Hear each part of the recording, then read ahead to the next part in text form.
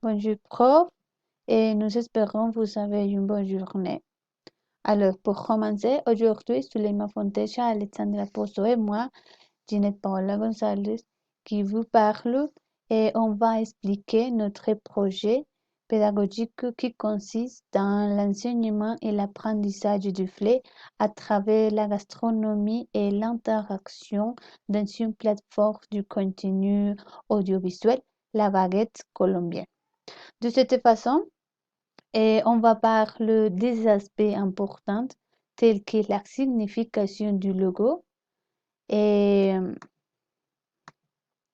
la signification du logo et la fiche publicitaire par moi. Le titre est les questions du conduit, les questions du problème par ma camarade Suleyma Fontesha et tout en ce qui concerne la méthodologie par Alexandra, l'introduction sur les planifications ou les calendriers des activités par mois et les quatre premières activités. Et pour finir, Suleyma va parler sur les autres quatre activités de ce projet. Bon, en ce qui concerne le logo et la fiche publicitaire, on a choisi quelques images des plats traditionnels de la France et aussi de la Colombie afin de retenir l'attention des participants. Comment moi j'ai dû transmettre ou d'informer ce que vous partagez dans notre projet pédagogique, comme la gastronomie pour l'enseignement et l'apprentissage de la langue française. Bon, la question du problème lié à notre projet est la suivante. Comment la création d'un espace de contenu audiovisuel peut renforcer l'acquisition des compétences langagières en français à travers de l'interaction basée sur la gastronomie française? Bon, basé sur la question du problème, nous établissons l'objectif général, c'est-à-dire renforcer les compétences langagières du flé des participants en utilisant un espace d'interaction et de partage de contenu audiovisuel concernant la gastronomie française et colombienne. Bon, tenant compte l'objectif précédent, nous créons 8 objectifs spécifiques. Première, utiliser une plateforme de contenu audiovisuel pour acquérir des connaissances basées sur la gastronomie française. Deuxième, supporter les participants du sixième semestre pour l'amélioration de leur vocabulaire.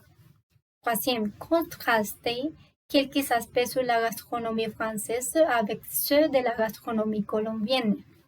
Quatrième, encourager le développement de la production à l'oral à travers la création de contenus audiovisuels sur YouTube.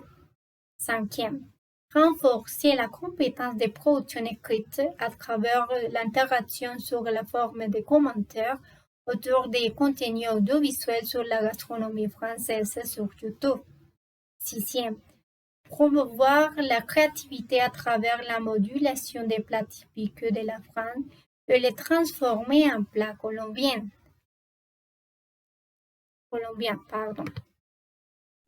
Par rapport à la méthodologie, ce projet sera développé sous la forme d'une série de publications hebdomadaires supportées par l'approche communicative et l'apprentissage par tâche, c'est-à-dire qu'il y aura une pédagogie centrée sur l'apprenant et ses besoins langagiers pour développer ses compétences de langue en termes de compréhension et de production pour le niveau B2.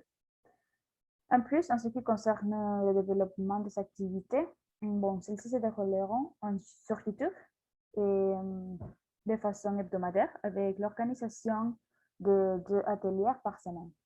L'interaction aura lieu par la production de textes dans la section de commentaires de chaque vidéo et en utilisant la langue française en relation avec une série de questions à la fin de chaque vidéo. Enfin, le processus d'évaluation sera fait en tenant compte les productions écrites des participants dans la section de commentaires et la performance tant que la production orale et sera évalué selon l'utilisation correcte de la langue française, la prononciation et la qualité du lexique. Planification. Bon, ce calendrier des activités est divisé dans 8 classes où on va exprimer un plat salé et dans la suivante classe, on va exprimer un plat sucré et de cette manière, dans les autres activités, sur la région qu'on va choisir. Alors, de la même manière, chaque classe sera divisée en 2 sections par semaine pour partager l'information de ce qui concerne le plat, tenant compte de l'origine, l'importance et d'autres caractéristiques en montrant en vidéo de la plateforme YouTube qui seront enregistrées par nous-mêmes. Et après de chaque activité, les apprenants devront